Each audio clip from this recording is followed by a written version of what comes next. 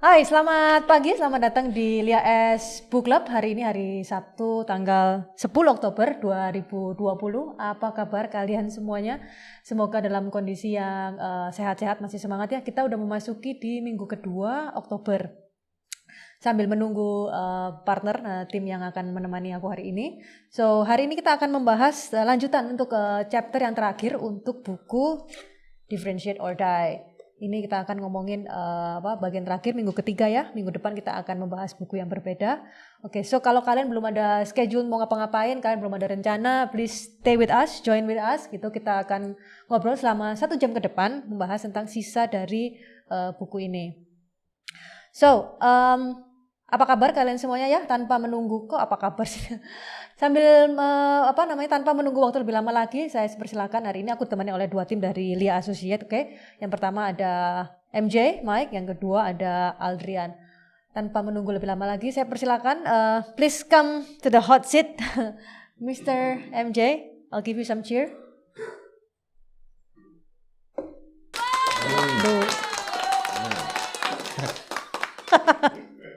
You want to do that one more time? I can give you. I don't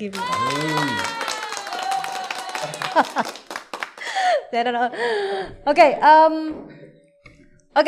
Mike, aku harus ganti ngomong bahasa Inggris padahal ya, aku cerita sedikit ya. Hari ini minggu ini Pak Michael belajar bahasa Indonesia akhirnya.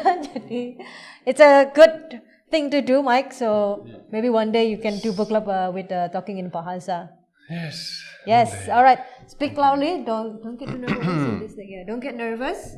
Yeah. Speak loudly. All right. So in this book, the chapter we going to carry on from chapter 16 until 19. Yeah. Your part is 16 and 9. So what are we going to talk in this chapter, Mike? Well, starting off with the chapter today, we're talking about the magic element. Basically, when we're coming towards, choosing what type of, differentiate? method of differentiation. Sometimes we're not sure what to do. So, just to give some examples of determining, what aspect you want to try and focus on. Okay. And in the book, they talk about a thing called the magic element. So it's trying to create some kind of, some type of buzz or some kind of psychological aspect that, builds interest or some kind of perception about your products or brands or services. So, for example, just to give you an idea, we're talking about like building a sense of mystery or something that's impressive that we don't necessarily understand, and it's things like, for example, Intel. Okay. The Intel chip. Like when, I don't know if you've ever bought a computer, but you probably spend weeks trying to convince yourself you know what you're talking about when it comes to choosing the specs and everything, but really you don't. I mean, you might have some idea, but really you have absolutely no idea. And it's all fabricated, it's made up. Mm-hmm. So, Intel, for example, every year or whenever they come out with this new product version of their chip, the i7 9th generation, and all this kind of stuff. The processor, everything, right? Yeah. Yep. I mean, for the average person, we don't really understand what that means. No one knows what it means. And if you were to sit down and analyze the speed difference, it would be in the microseconds. So you probably wouldn't even know the difference. Okay, fair enough. If you're talking about, Commodore 64 or something, obviously there's a massive difference, and that's using 64-bit processor, whereas now we're talking gigabytes or whatever. I don't know what I'm talking about when it comes to computer stuff. But the point is, they create this concept where it's almost like an elitist aspect, where you, as a buyer, feel like you're part of the know. As in, it's almost like Nike or Apple. Yep. Apple's probably the ultimate. It's like everyone feels like they're part of this exclusive club, even though really they have no idea what they're talking about. And it's this, psychological thing, I suppose. It's a trick that a lot of advertising companies use. The exclusivity, the inclusivity, right? Inside a cult, whatever, if it's like a community, but actually, like you said, we have no really idea what's been going on. But it's because everyone joined the club, everyone joined the community, so we feel like we want to be in that part, right? We're rewarding ourselves by buying this latest product, and it's heaps more expensive than it should be, and all this kind of stuff. When really we could just buy the default computer, and it's going to be like 4 or 5 times cheaper or something. Like I don't know. It's a mix of many things, but part of it is this concept of being the latest high tech and all this kind of stuff. Like if you know anything about Apple, I mean, chances are they buy all the same chips and products from the same company in China somewhere. Okay. I mean, you can think of all the mobile phones these days, like whether it's Apple or Android. At the end of the day, the chips themselves probably come from the same company. It's just about how they advertise it, or create this concept of behind the brand, and the personalization and all that kind of stuff. And then we go into more obvious physical differences, like say, for example, like if we're talking about what they term as dramatizing the difference. Yes. So in the medical industry, Cordis, which is part of Johnson & Johnson, they created a catheter, which is the tube that you put in your arm with the blood or the drip. But part of the problem was originally it was very difficult to find where you're putting the tube into the vein or the artery. So what they did was they created a color tip, and each color represented a different diameter, I suppose, of the tip. Mm-hmm. So anyway, that helped massively reduce the the issues of breaking or damaging the artery, by putting it in the wrong place or whatever. So they went on to become leaders in that particular field, purely because of that aspect. You could really relate it or call it as an innovation, really, product innovation. Many other companies have proceeded to create their term of differentiation based on additives to the product. So, for example, they created a moisturizer type soap. And what's the difference? Well, it's just a normal soap, but they put some moisturizer in there. And for people, they think, oh my god, that's great. It's moisturize your skin. Improvement to my beauty and health and all that kind of stuff. But really, it's just adding a bit of oil in there or something. Then we have other companies like Dynastar, which is a ski product, and they created a specific design that helps create more precision in your movability, and that's another form of product innovation. Pizza, frozen pizza. Quite often people they felt they were overcooking the pizza because originally it was already cooked. So essentially you're reheating it, but you're recooking it, so it kind of feels dry and disgusting. So what this guy did, Di Giorno Pizza, they kind of like half cooked it. So the dough is still uncooked, essentially. So you're really cooking it for the first time, which obviously then improves the taste and all that. And then we go into more, more detail in terms of adding, system innovation, they call it.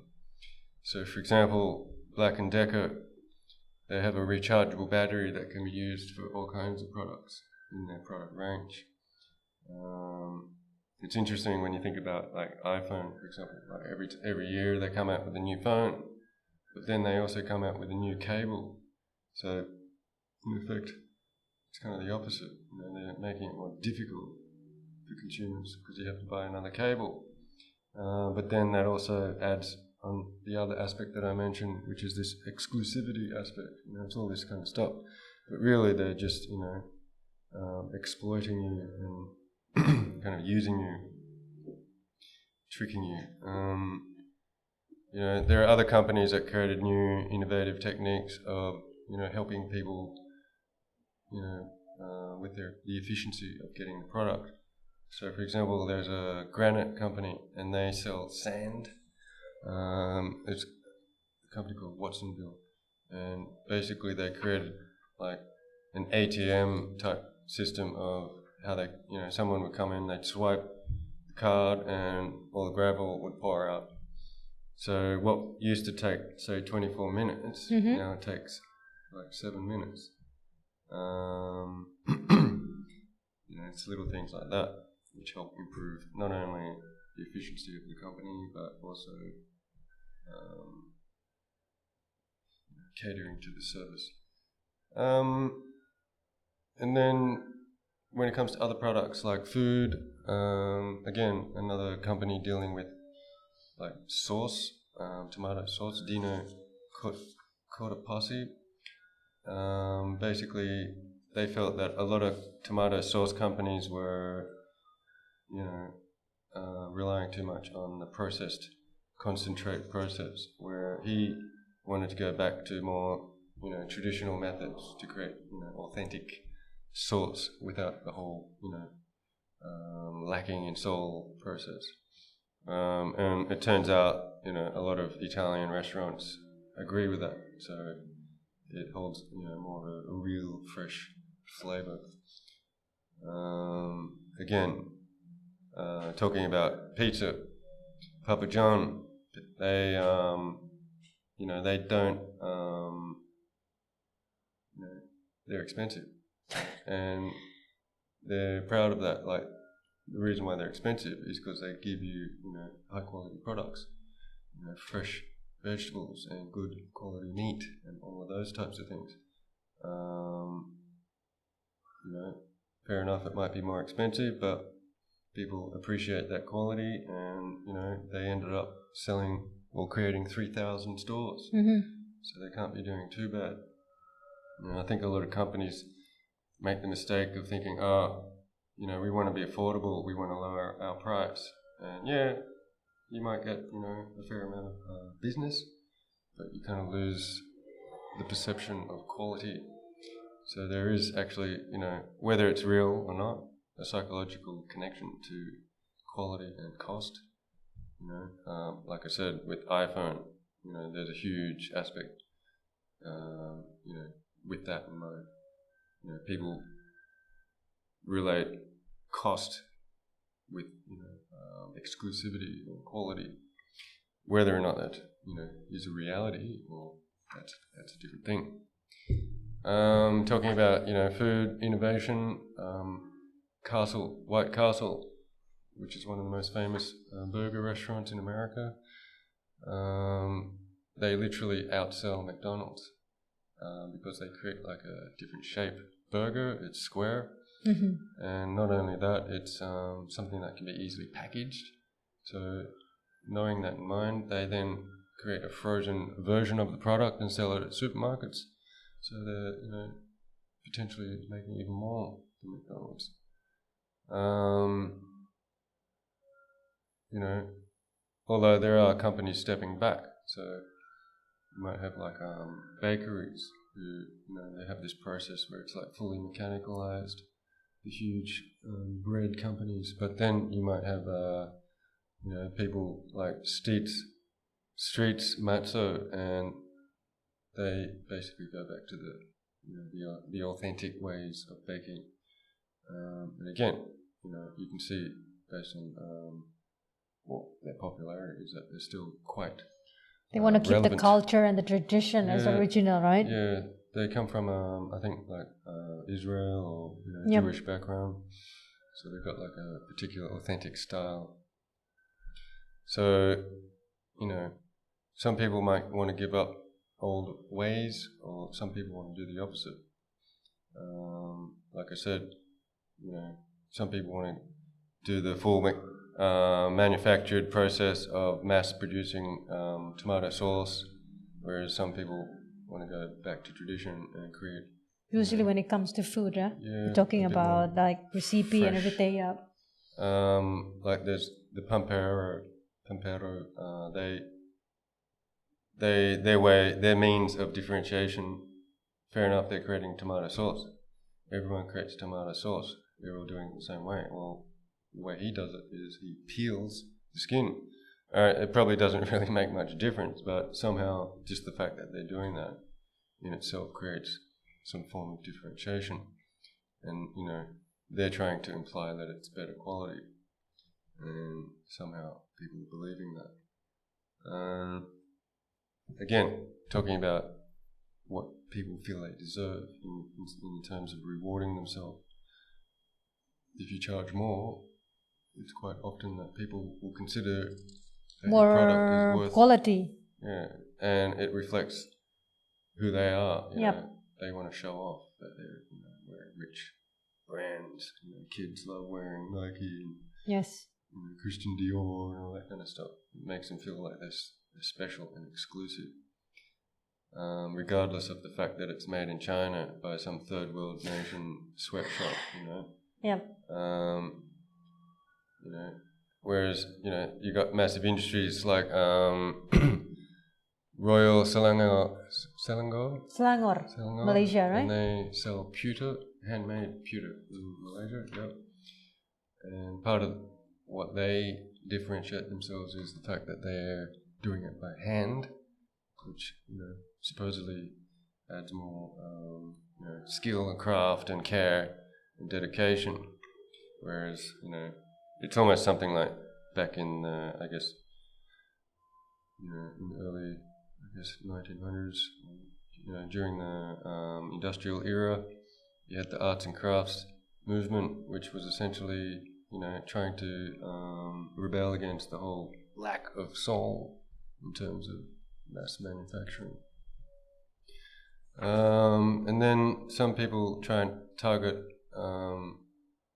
this aspect as if they're trying to help the environment, or they're trying to heal society. Mm-hmm. So not only just society, but also just the work environment. So you've got like Griffin Hospital, which has won awards for their design. But essentially they put a lot of care into creating an environment that was conducive to healing. It's got lots of space, it's got lots of areas for privacy, like some of the rooms have their own kitchen, for example, so you kind of have a sense of privacy where you can bring your family, and there's a sense of inclusiveness, I suppose. But not just that, but for the employees as well. We've got an environment that's got lots of trees and that kind of stuff.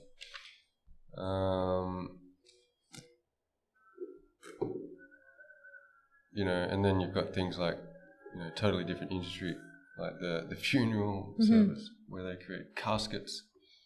And totally illogical, but their differentiation is stating that their product is,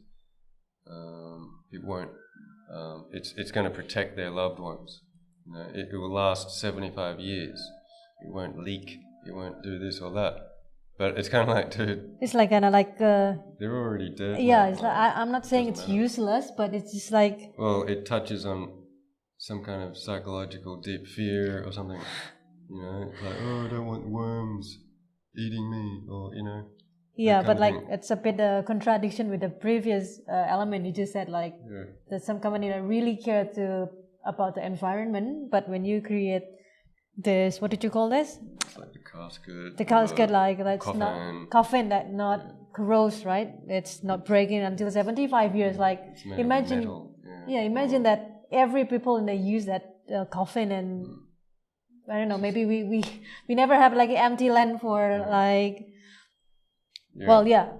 I mean, some people might see things are useful, but probably some. Yeah. I don't know. It's like psychological thingy, right? Yeah. Some kind of primeval fear. Like some people, don't want to be cremated because in their mind they're thinking, oh my god, I'm going to be burning alive or something. It's like, dude, you're dead. Whatever. Just put yourself in a cardboard box, whatever. Doesn't matter. But people are willing to spend heaps of money on this. They spend hundreds of thousands, well, maybe not hundreds of thousands of dollars, but they spend a lot for the real estate. You've got to put that coffin in the ground for, 75 years. You've got to pay the rent. Well, someone has to.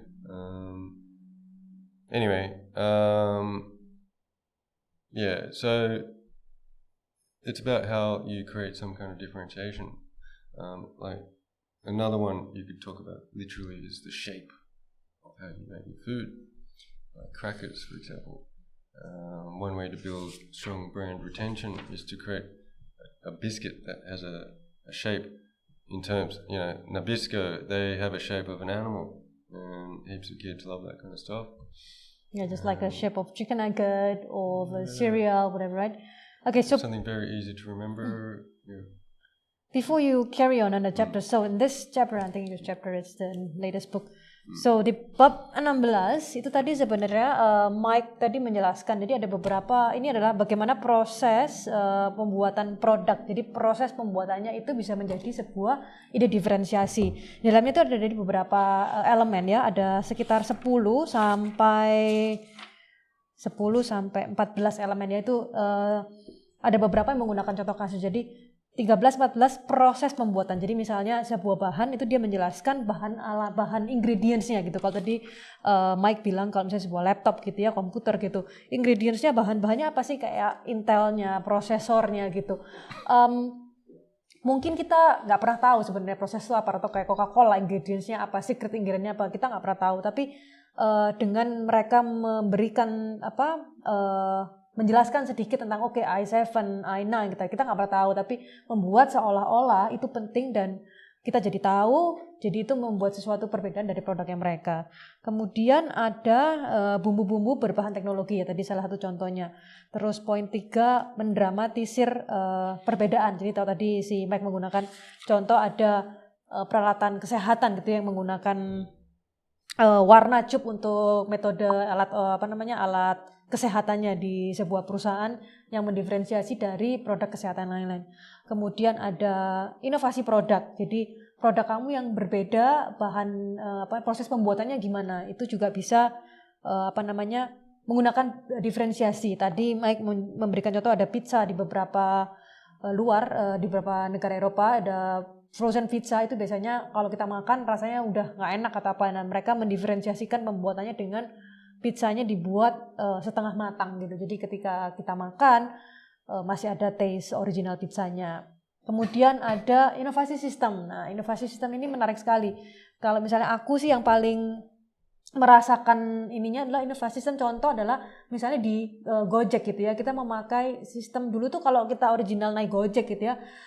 Setelah kita naik Gojek, kita ngasih tip gitu kan. Kita kadang-kadang kalau bias kita nggak punya tipnya mau ngasih 5.000 tapi kita nggak punya duit kecil, jadi kita nggak ngasih tip. Nah di Gojek itu dia punya sistem yaitu kalian bisa tipping inside the application, which is itu aku pribadi merasakan sangat berguna sekali. Jadi kalau kita lagi nggak bawa uang kecil, kita bisa ngasih tip ke tukang-tukang Gojeknya, itu salah satunya. Terus ada juga elemen dengan membuatnya dengan cara yang benar. Banyak tadi Michael kasih tahu contoh tomat gitu ya. Di beberapa perusahaan ada menggunakan proses tomat yang chemical gitu. Kemudian ada company satu menggunakan proses pembuatan tomat yang benar bagaimana, itu juga bisa. Terus di sini ada beberapa contoh pizza, kemudian membuat sesuatu yang bentuknya persegi gitu. Jadi tadi biasanya White Castle itu burger yang tadinya burger rata-rata itu bulat gitu ya di McDonald's, tapi White Castle muncul dengan bentuk yang kotak. Itu kayak just like a watermelon in Japan ya, they pack it in a square. Even grow it in a square thing. Yeah, they have a watermelon in square because what people in Japan, they like to travel a lot using a public transport. So watermelon is very actually pricey in Japan. So they used to give them as a gift to other people, and when they bring it, kalau kita naik public transport, it's easier for them to carry it because if it's circle then it's rolling around, right?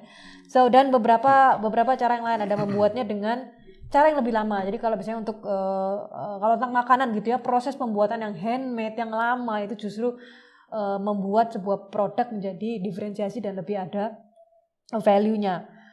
Dan beberapa poin lain, kalian bisa baca detailnya di buku ini. Jadi menjelaskan, membantu untuk kalian yang pengen tahu kalau misalnya, dan banyak ngomongin tentang makanan sih sebenarnya. Misalnya kalian punya coffee business ya, maybe you wanna treat how your the coffee bean is different than the other manufacturer, whatever. Proses ininya bagaimana dijelaskan, kenapa biji kopi ini spesial, karena tanah di Indonesia ini we have a different ground quality in different sections, so maybe you can keep your coffee bean always stay the same in in every when you grow your plants, it can give a same taste. It's actually another part of differentiate, dan beberapa contoh yang lain. Oke, kita masuk ke chapter 17. Berikutnya ini adalah becoming, what did you say that? It's kind of becoming the next thing. The next generation, the next thing. It's jadi menjadi yang akan datang itu bisa menjadi sebuah ide diferensiasi. Jadi yang belum ada gitu, kemudian kita menciptakan sesuatu yang akan ada berikutnya, itu bisa menjadi satu hal diferensiasi. So please carry on, Mike. Yeah, I won't go on too much about this one because it kind of relates to what we just talked about. But essentially, in the previous one, it's more about trying to come up with being better. Yeah, being original, being the first and everything. Whereas this one is now talking more about being the next best thing. So, it definitely refers to something like, the Intel chip. I think what they're targeting on is this aspect that no one wants to buy something old. No one wants to buy something that's obsolete. True. And it's weird because, I'm sure we've all tried to buy something. We buy the latest camera and the latest computer, and we're constantly thinking, I've got a budget, and it's only, say, I don't know, let's say 8 million. But as you keep looking, if I add an extra, 100,000 or 1 million, it's going to get, and it just keeps adding up, and you think, I've got to get the latest thing. And finally I'm thinking, now I'm going to spend 15 million. And you think, why did I do that? But anyway, it's this full psychological technique that they use, and it's brilliant and it works. I think one of the most successful companies in terms of, utilizing this technique is people who build, platforms. We got a comment, from Vidya asking. Hi, Vidya. When it comes to comment, we have to change our view to here. Hi, Vidya. So, we got this. Next session, probably MJ will start talking in Bahasa. Is that Back to the Future Nike shoe in the presentation? Yeah, probably. I don't know. Let's check. Did you know about that shoes, MJ? So actually, once you that shoes in the illustration, if you see in the pictures, once you put your leg in it, and they can robotic, So it's just ini salah satu more like Iron Man shoes, something like. So betul. Terima kasih Vidya sudah.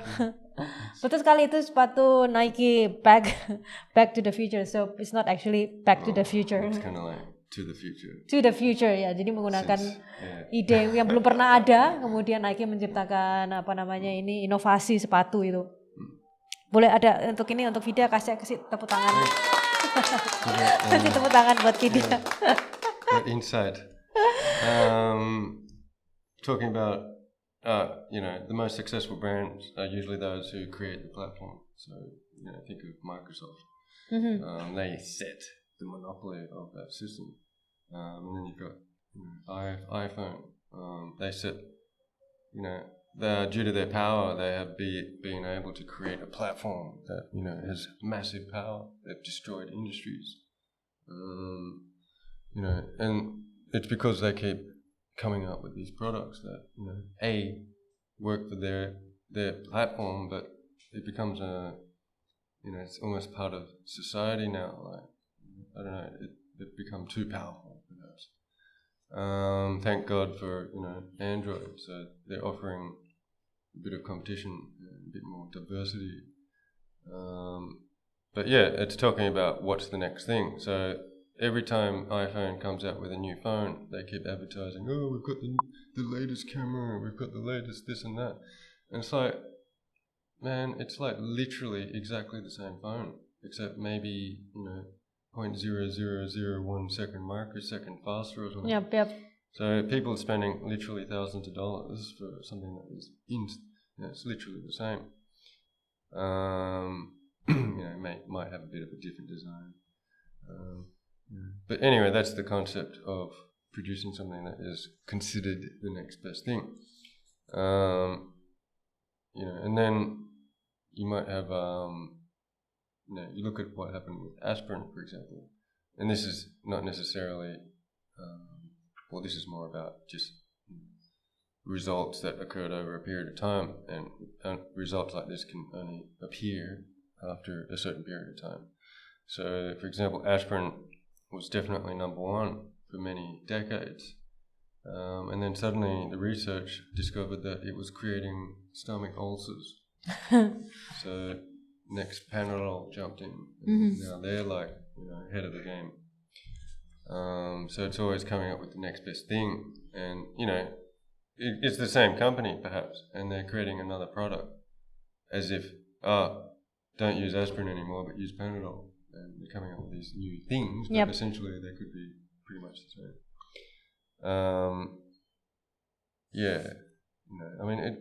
This kind of stuff is in everything that we buy, especially with technology, so microwaves.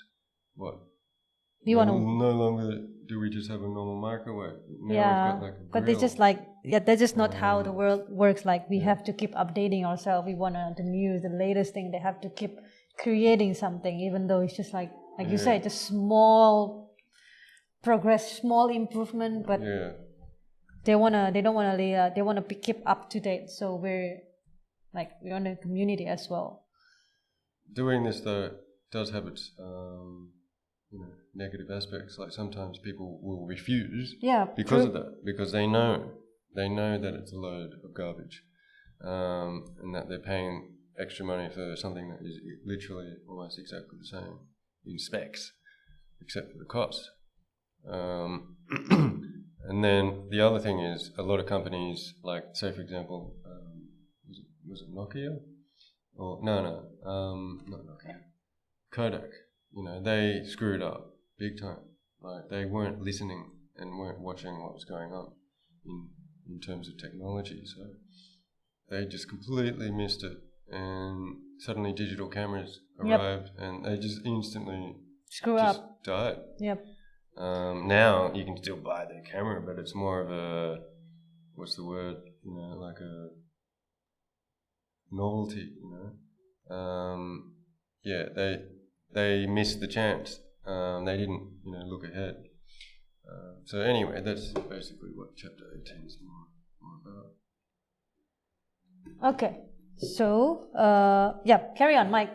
So that's the chapter 17 itu tadi jadi mengenai tentang membahas tentang bagaimana kita mencari inovasi yang akan datang sebelum diciptakan jadi kita menciptakan kebutuhan baru sebenarnya secara tidak langsung yang orang tidak terpikirkan, kemudian kita menciptakan seolah-olah orang menjadi butuh ini gitu, atau sesuatu yang belum ada sebelumnya menjadi sesuatu yang diferensiasi. Kemudian di bab 18 itu akan pemakaian unsur panas atau hotness sebagai unsur diferensiasi. So what is a hotness means panas here? Okay. Again, I won't rave on too much, but essentially this is something that I think most companies kind of understand, and it's about showing off.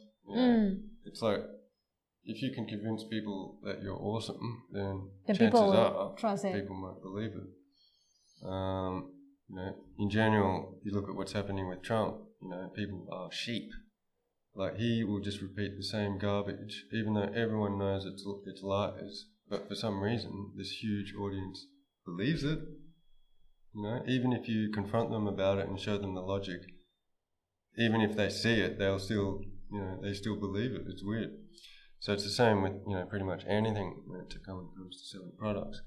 If you act as if you're the guru of branding in Indonesia, and you keep posting that as, hi, I'm MJ, I'm the guru of branding in Jakarta. And, if you keep doing it, chances are people will start to believe it. And I know people who do that.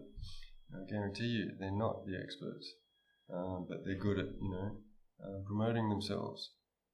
It's only until they're on the hot seat when people start asking them questions that's when they crack.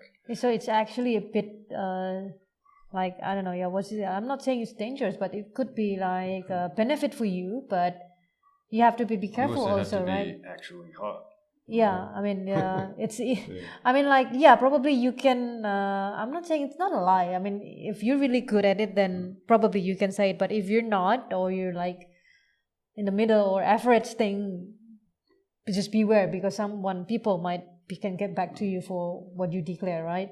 A lot of people have this self-professed,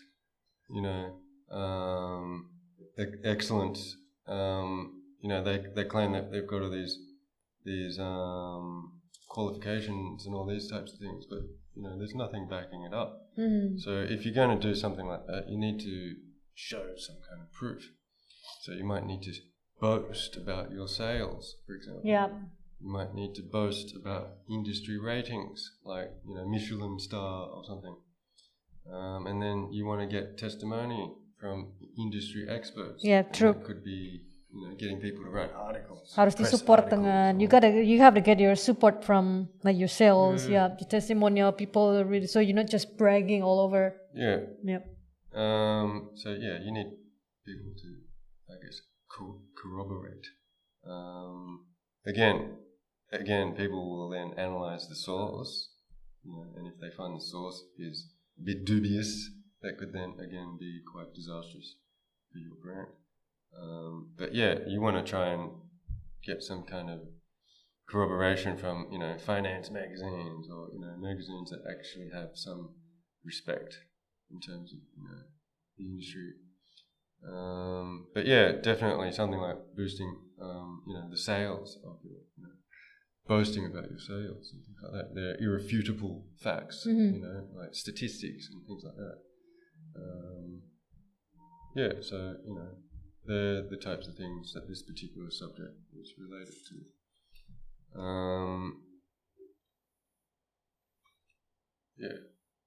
Another aspect in this particular thing was talking about making yourself look like a hero.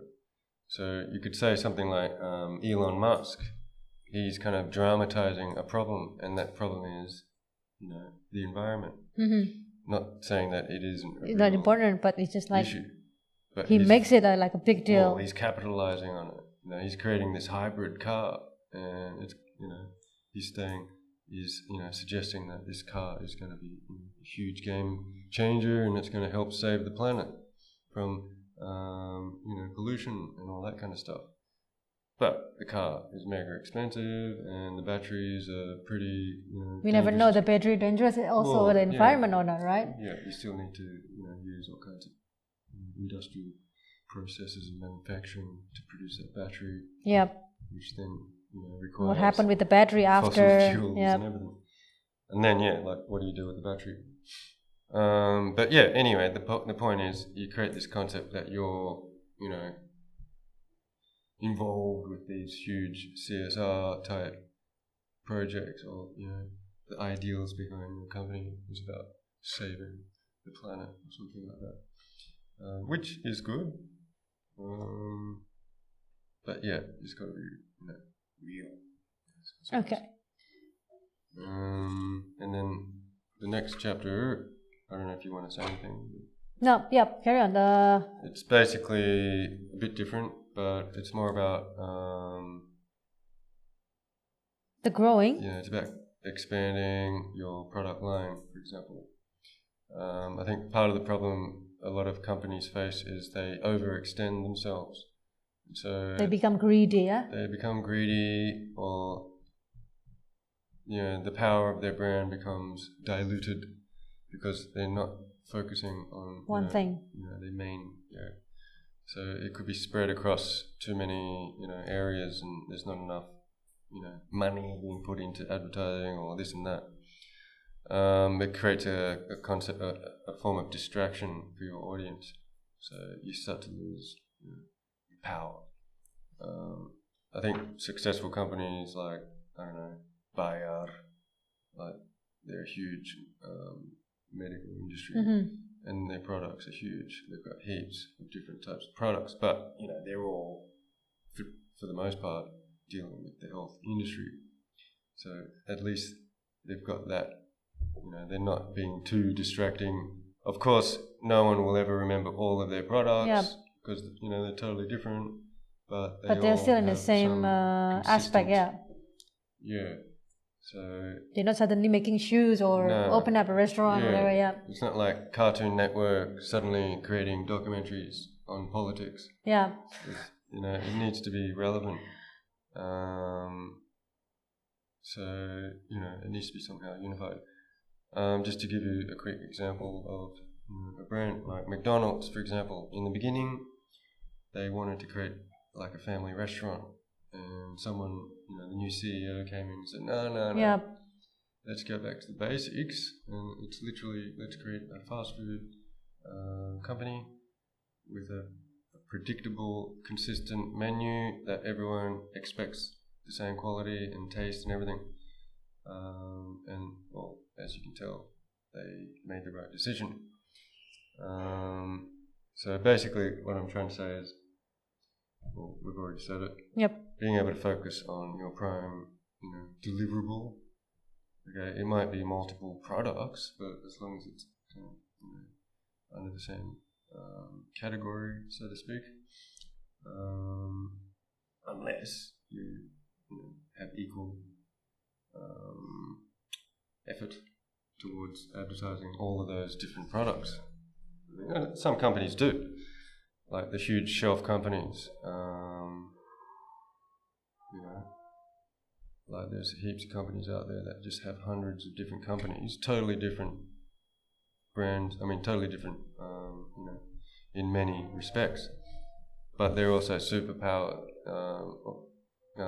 umbrella corporations. Like they run the world. So it all depends on who's doing it and what kind of effort and all of that. Yep. So itu part yang dijelaskan oleh MJ. Kita tadi ngebahas dari bab 16 sampai bab yang ke-19. Jadi yang terakhir itulah pertumbuhan dapat menghancurkan diferensiasi. Jadi intinya ketika sebuah brand sudah berhasil, bisnis Anda berhasil, kemudian kita mau meraup sesuatu yang lebih gitu, kita menginginkan lebih gitu, kita harus berhati-hati gitu. Selama kita masih di porsi industri yang kita mau itu, dan silahkan sah-sah aja gitu ya. Kita tetap harus fokus dengan apa yang kita punya, mendiferensiasikan satu brand atau produk yang kita punya. Jangan tiba-tiba kita lagi punya bisnis kopi, kemudian terus tiba-tiba kita buka misalnya jasa konsultasi pernikahan gitu misalnya. Itu kan sesuatu yang dua dunia yang berbeda banget. Jadi orang-orang nanti takutnya akan miskomunikasi. Loh sebenarnya kamu ini bikin apa gitu. So we have to be careful with what product we have gitu, karena banyak sekali yang melakukan kayak contohnya misalnya di buku ini dia bilang kayak contoh ESPN gitu ya. Kita tahu bahwa ESPN itu contoh program TV tentang olahraga. Jadi kita tahu kalau mau nonton olahraga pasti nonton ESPN. Tapi kemudian ESPN membuat channel berikutnya yaitu ESPN 2, ESPN 3, ESPN klasik gitu. Orang jadi bingung loh sebenarnya ESPN mana yang harus aku tonton kayak gitu. Jadi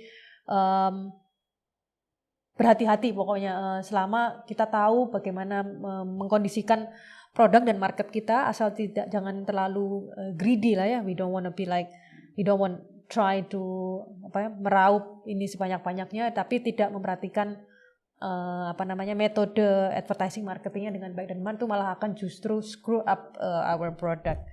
So that's your part, Mike. Okay, terima kasih banyak. Thank you. See ya in the next book, Michael. So, bab berikutnya yaitu bab 20 sampai habis. Saya akan mempersilahkan teman saya Aldrian untuk menyampaikan tentang ininya.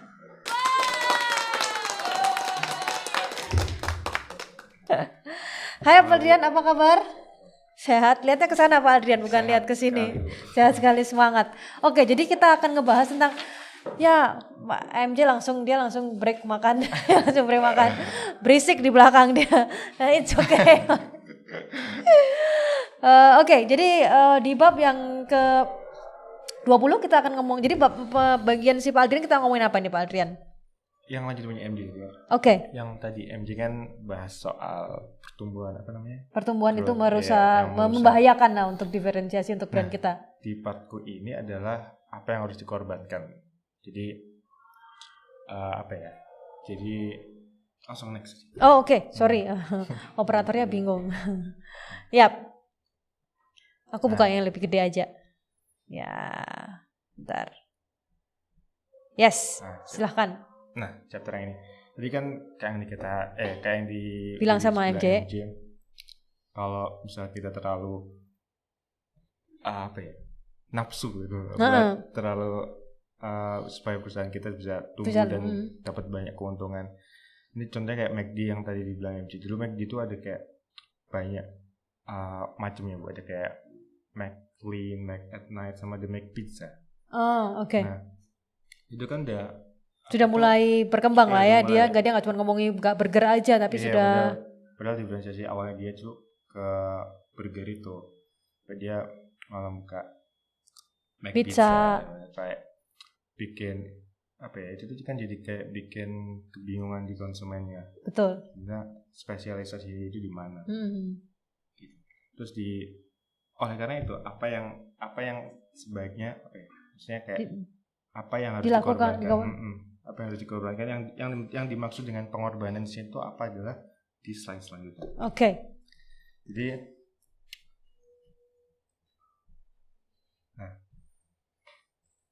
di slide selanjutnya ada jenis-jenis pengorbanan. Yang pertama ada pengorbanan produk. Jadi kita harus mengorbankan yaitu tadi produk-produk yang di luar dari diferensiasi kita awalnya. Kayak misal KFC diferensiasi dia adalah spesialisnya dia adalah di ayam. Nah, lebih baik kita fokus di satu diferensiasi itu, satu produk itu, tapi kita benar-benar ahli di situ. Kita terbaik dalam itu. Jadi bikin ayam memang khusus fokus ayam aja, jangan tiba-tiba bikin KFC bakso gitu maksudnya. Ya. Nanti malah bingung gitu ya. Oke. Akhirnya konsumen kan bingung. Apalagi kalau baksonya ternyata enak gitu kan. Jadi sebenarnya KFC jualan bakso apa jual ayam gitu. Oke. Nah, pengorbanan yang berikutnya adalah pengorbanan atribut. Atribut yang dimaksud itu adalah kayak semacam fitur atau karakteristik yang audiens itu lihat dan melekat di suatu brand. Contohnya itu Volvo itu atributnya adalah keamanan.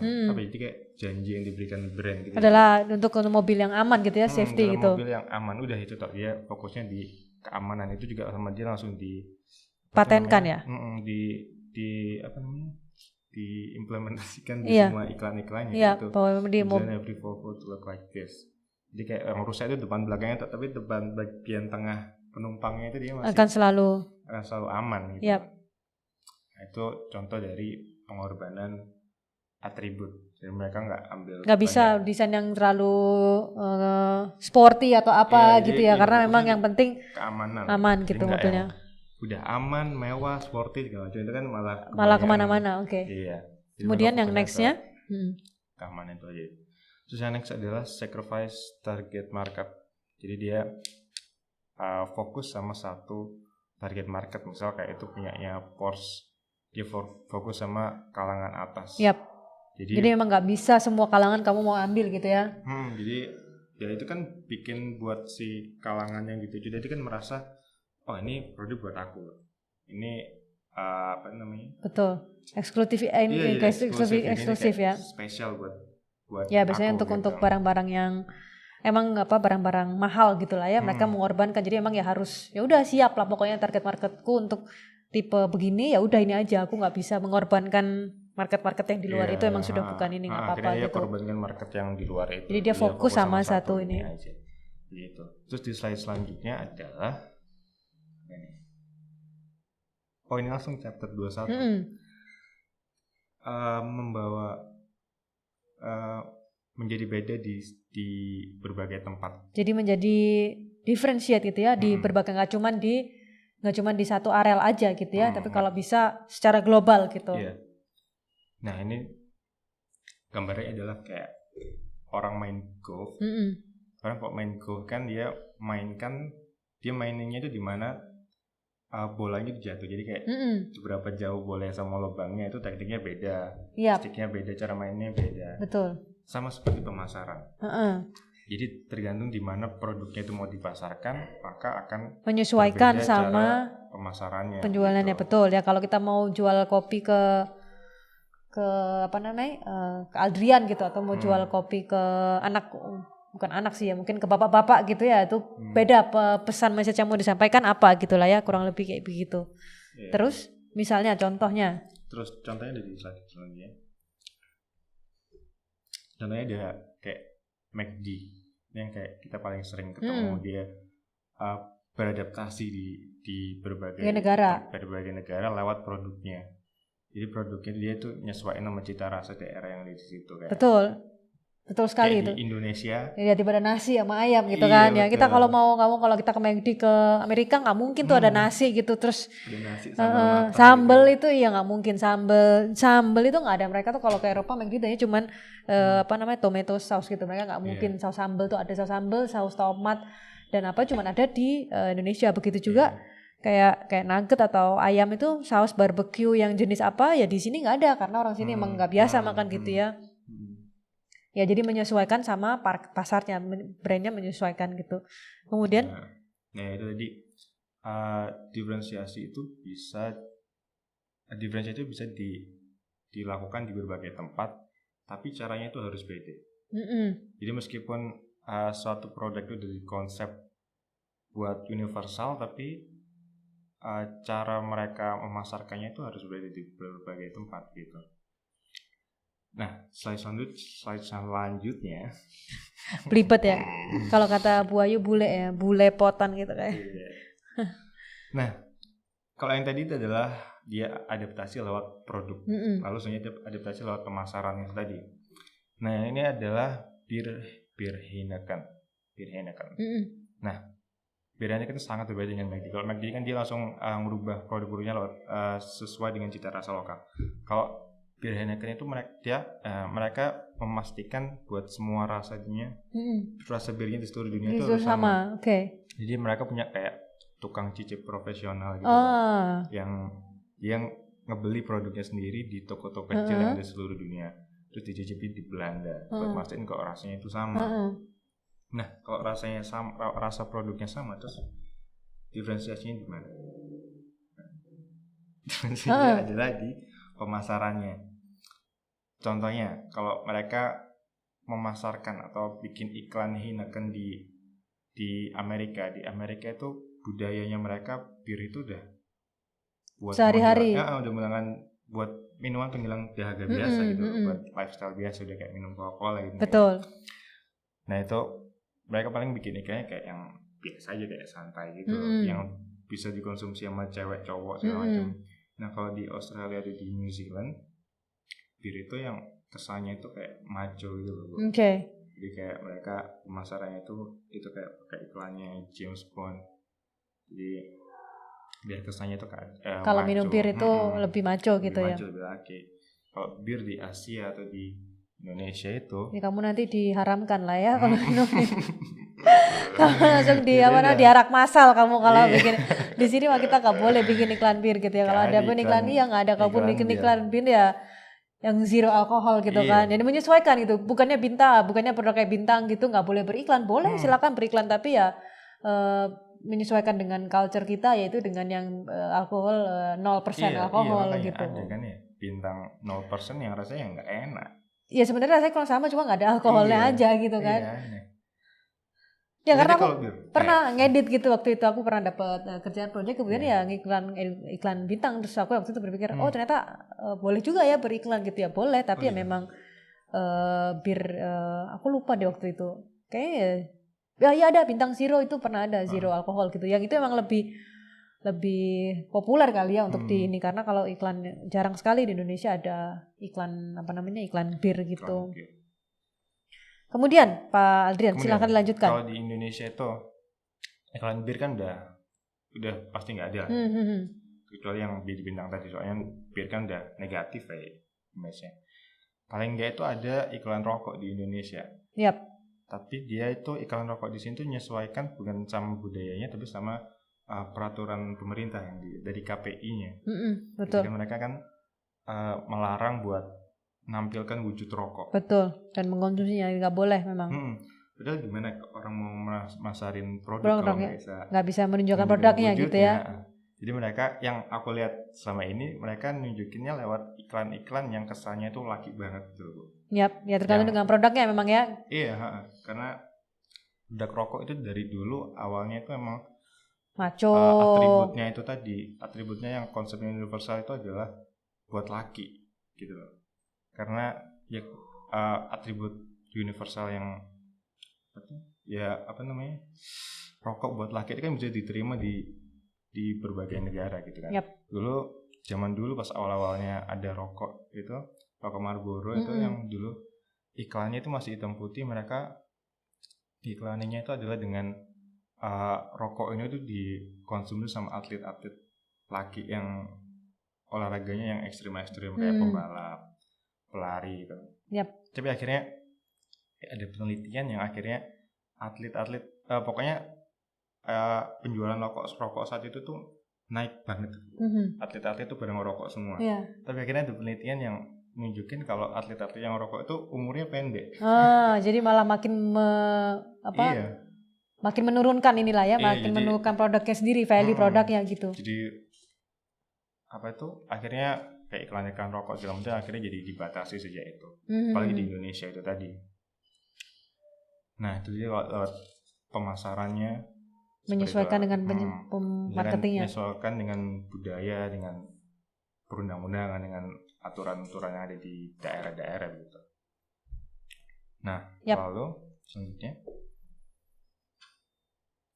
ini sudah tadi ya ceritakan di berbagai. Oh, ini belum.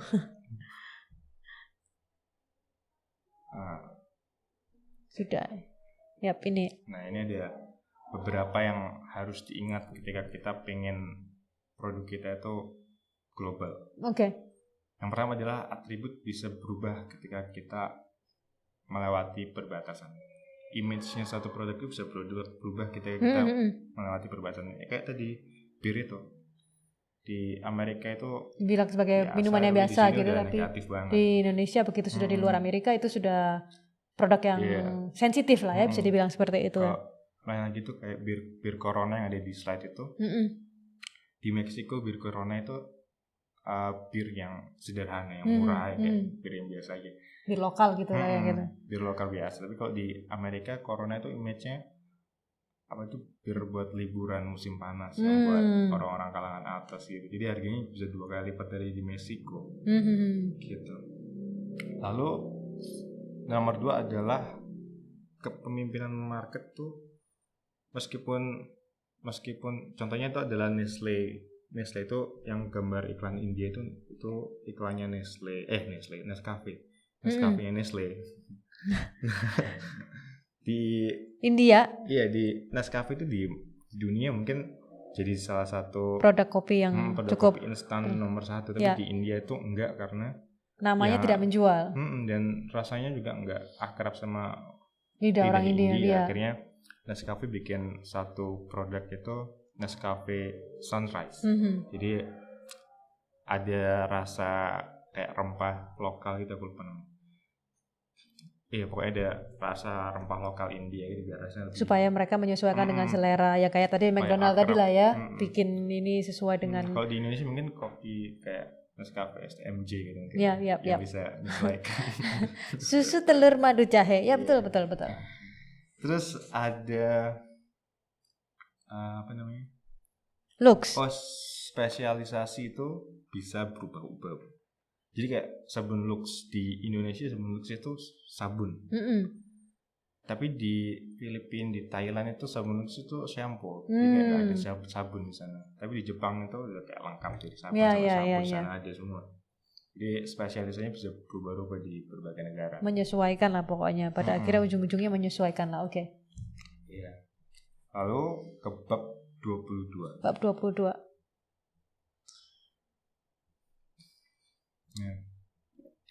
Bab 22 dalam mempertahankan diferensiasi. Dalam namanya mempertahankan kan konsisten. pasti harus konsisten. ada dua hal yang harus konsisten. Satu adalah konsistensi pesan. Yap. Contohnya adalah McD dan Burger King. McD itu mereka pesannya itu kayak restoran buat anak-anak. Jadi mereka punya happy meal betul. Di restoran ada arena bermainnya gitu kan. Maskotnya badut, tapi sekarang udah nggak ada karena nggak semua anak suka badut ya, berbahaya. Negatif gitu ternyata. Terus tapi beda sama Burger King, mereka nggak mau ambil marketnya McD, mereka mau ambil pesannya McD, mereka mau punya diferensiasinya mereka sendiri, yaitu mereka nyasar pasar yang lebih tua. Jadi kayak mereka nggak mau ada arena bermain di. Jangan dibaca. Konsentrasi. Ini ada komen masuk dari Korinda, nanti kita bahas ya. Oke. Jadi Burger King itu mereka nggak mau ada arena bermain di semua restorannya, mereka harus pastikan nggak ada itu. Terus nggak mau ada promosi produk yang berhubungan atau berbau Disney. Mereka nggak mau menyentuh anak-anak apa ya? Iya, di Burger King Israel itu ada paket Burger King Adults Meal. Jadi kalau mereka beli itu di hari Valentine, di atas jam 6 mereka beli paket yang dapat mainan sex toys. Oke. Jadi itu menarik sekali untuk menarikin emang. Jadi emang satunya anak-anak, satunya untuk produk yang adult gitu ya. Jadi sangat berbeda sekali. Di sini kelihatan pesannya sangat berbeda. Oke, diferensiasi yang harus dikonsistensi yang kedua adalah operation konsistensi. Iya, konsistensi operasi. Ini tuh mungkin lebih ke apa yang langsung dirasakan oleh customer-nya mungkin ya. Jadi kayak misal Apple itu dulu kan pernah ada CEO-nya si Steve Jobs. Ya, John Sculley itu loh. Yang sebelumnya? Enggak, yang John Sculley yang mencat Steve Jobs. Oh, oke. Nah, dari awal sebenarnya Apple itu kan Steve Jobs itu bikinnya atributnya adalah minimalis. Keep it simple supaya easy usage. Betul. Gampang digunakan. Nah, tapi ketika CEO-nya John Sculley dia bikin satu produk Apple namanya Newton. Itu yang sangat rumit dan susah buat dipakai. Akhirnya langsung kayak drop gitu penjualannya.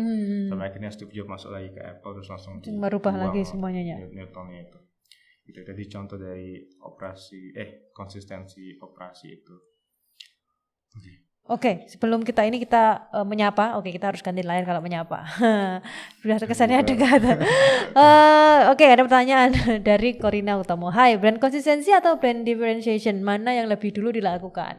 Kalau menurut aku nih kayaknya ya brand differentiasi dulu, karena kan ini bukunya tentang diferensiasi. Jadi bagaimana mendiferensiasikan brand kita. Jadi setelah kita berhasil mendiferensiasikan dan kemudian itu berhasil ya, kalau sudah itu berhasil ya kita baru dikonsistensikan, dilakukan terus menerus gitu. Baik dari message-nya, baik dari operasinya, itu aja barusan aja dibahas gitu. Jadi brand diferensiasi yang harus kita cari, karena itu dasarnya untuk kita bermain di blue ocean, bukan gitu seperti ya, supaya kita tidak sama atau supaya kita spesial gitu dengan eksklusif dengan dibandingkan brand-brand yang lain, belum gitu. Semangat Kak Aldrian, hai. Damai Maisa, salam kenal, kayaknya baru pertama kali aku ngelihat. Ini pasti ini ya, fans Pak Aldrian ya kayaknya. Fansku yang banyak yang nonton sekarang. Oke. Pak Aldrian masih single ya, tetap pokoknya kalau ini harus jualan. Pak Aldrian masih single. Jadi Damai, hai, selamat datang di book club gitu. Oke, selanjutkan tadi Pak Aldrian masih mau pidato dulu. Lanjutkan Pak Aldrian. Salah kan? Ya, kesana Pak Aldrian. Selanjutnya. Tadi chapter yang terakhir ya ini bukan? Ini sudah. Apa chapter selanjutnya? mempertahankan bukan. Ya. Lu ribet deh. Masih banyak. Udah, pokoknya sampai udah jam 12 lewat loh ini. Ya udah langsung singkatkan Pak Aldrian. Chapter berikutnya. Cuman salah satu beberapa contoh gagal lainnya. Kayak Pepsi yang tiba-tiba ini yang kayak KTM, jadi yang tiba-tiba melawan persepsi. Iya, yang pertumbuhan itu ya, dia mau ini terus mencoba untuk. Yang mereka udah terkenal dengan satu diferensiasinya dan konsumennya udah kenal dia dengan kalau dia itu cirinya khasnya itu adalah ini, kayak misal Pepsi itu kan minuman buat anak muda yang minumannya apa tuh? Airnya pokoknya airnya itu kayak khasnya dia itu adalah hitam kecoklatan itu. Iya, itu sudah ciri khas. Tiba-tiba dia bikin yang warna bening gitu. Iya, kristal Pepsi. Nggak ada yang kayak ini mau apa ya, oke. Sama pizza tadi yang kemudian pizza itu. Kayak gitu aja. Terus lanjut. langsung di cut. Nah, siapa yang bertanggung jawab terhadap diferensiasi ini? Siapa Pak Aldrian? Siapa? Jadi CEO-nya. Iya, CEO-nya. Yang pemiliknya lah ya gitu. Jadi CEO-nya harus memastikan bahwa strategi diferensiasi itu sudah dihasilkan, dapat dikomunikasikan dan dapat dipertahankan. Itu kayak pertanyaan Bukor. Jadi brand konsistensi itu kayak terakhirnya. Ya, brand konsistensi. Mungkin ini menjawab Bukor ya. Jadi berarti kembali ke sini menjawab Bukor. Oke. Jadi menjawab Bukor. Mana yang duluan adalah telur apa ayam? Right. menghasilkan diferensiasi dulu, terus diferensiasi dapat dikomunikasikan, baru ditahankan. Nah, benar, dengarkan itu koordinat 1, diferensiasi, kemudian dikomunikasikan, lalu dipertahankan. Coba diulang, Korina. Apa? Ulangi. Korina jadi ini apa namanya tadi itu Dora ya. Ulangi.